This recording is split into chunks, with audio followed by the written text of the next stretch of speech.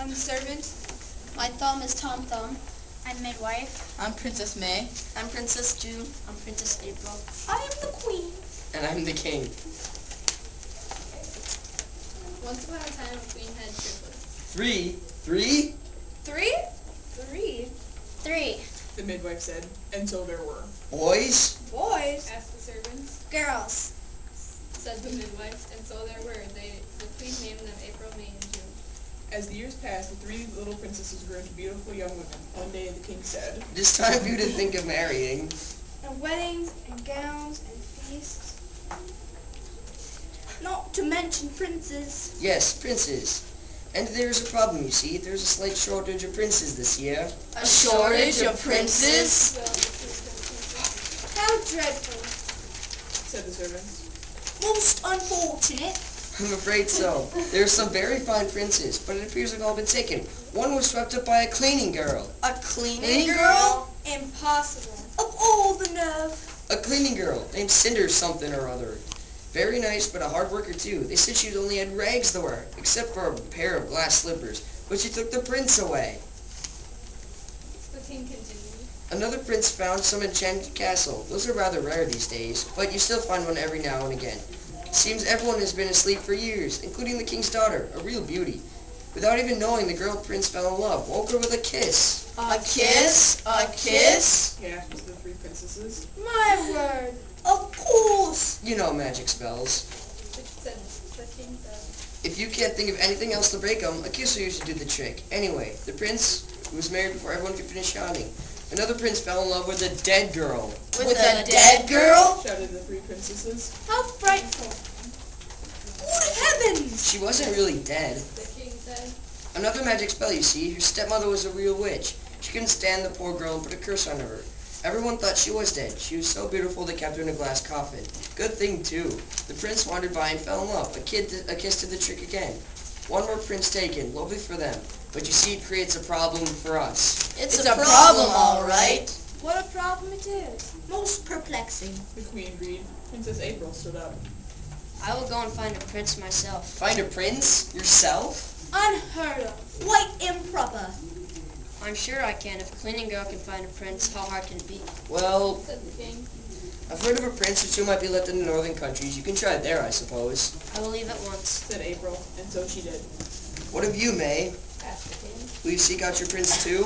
I hope you and mother won't mind terribly, but I'd rather not find a prince at all. Not at all? Unthinkable. Have you lost your mind? Not at all. I've never much liked being a princess. I'd prefer to be an ordinary sort of person and work in the gardens. Well, I suppose two princes are good enough for any castle. Indeed. Of course. There's a very nice young man who works in the gardens, said Princess May. I believe he'd marry me if he said he could. And so they did. Well then, June, what of you? Oh, I think I'll put an ad in the paper. An ad? In the paper? Cried the king, the queen, and the servants all at once. I'm quite happy being a princess, Said Princess June. but I don't want the hassle of searching for a prince. Therefore, I shall put an ad in the Castle Times. The ad will read, "Wanted. A prince to marry, preferably handsome and rich. Must be wise and kind. Apply in person to Princess June." Well, it's worth a try. Perhaps. I'm sure it's not wise. Sooner or later, a nice prince will find my ad. Said Princess June.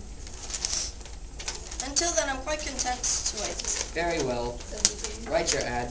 And so she did.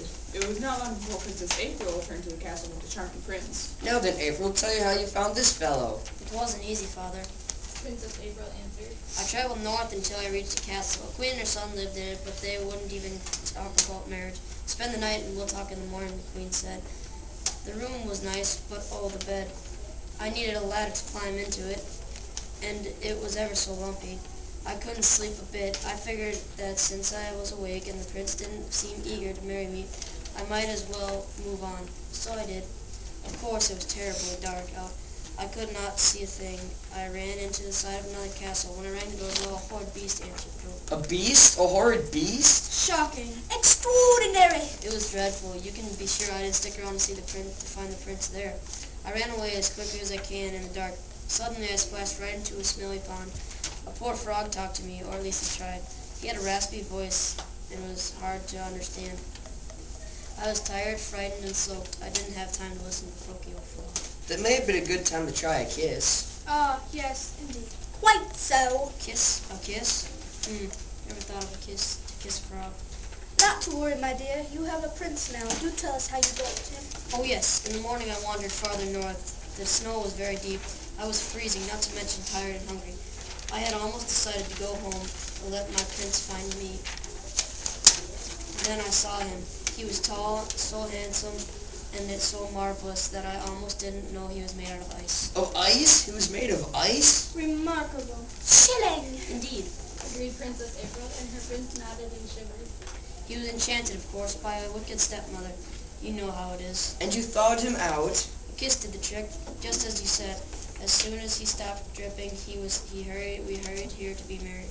Everything is almost ready for the wedding. While you are away, we work day and night to prepare your wedding feast, ball, and gown. Gowns? May has arranged to marry a young man who works in the The gardens. king said. In the gardens? May is marrying a gardener? It's true. And why not? Of course, he's not just a gardener. He is a prince as well. Wicked stepfather curses and all that. A kiss did the trick once more. We can have a triple wedding as soon as a suitable prince finds June's ad. Ad? June has placed an ad for a prince? Most upsetting. Quite distressing. We've already been through this. The king said. Just then the bell rang. The servants shouted. A prince. Lower the drawbridge! Princess June opened the door. She saw no one. Just as she turned to go back inside, she heard a very small laugh. Hello? The princess said, looking all around her. A very small... A very small man popped out of a crack between the paving stones. He was riding a mouse. Oh! Cried Princess June, backing away. I'm here for the ad in the paper. May I speak to Princess June, please? Why, I'm Princess June, but I'm afraid you are not quite what I was hoping for. You're much too small and, well, I'm afraid of mice. I'm sorry, but you just won't do. Well, that was worth a try.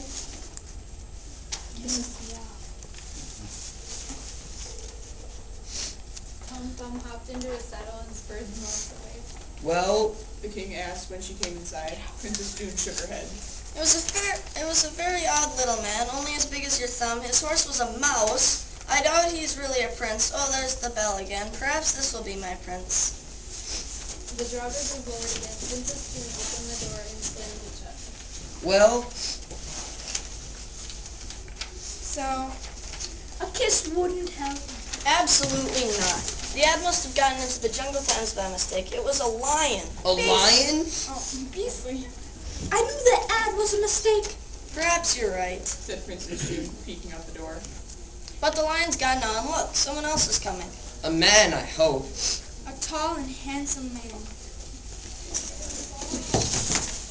Please. Princess June opened the door. The man was indeed tall and handsome, but he was not a prince. Understand you're looking for a gardener?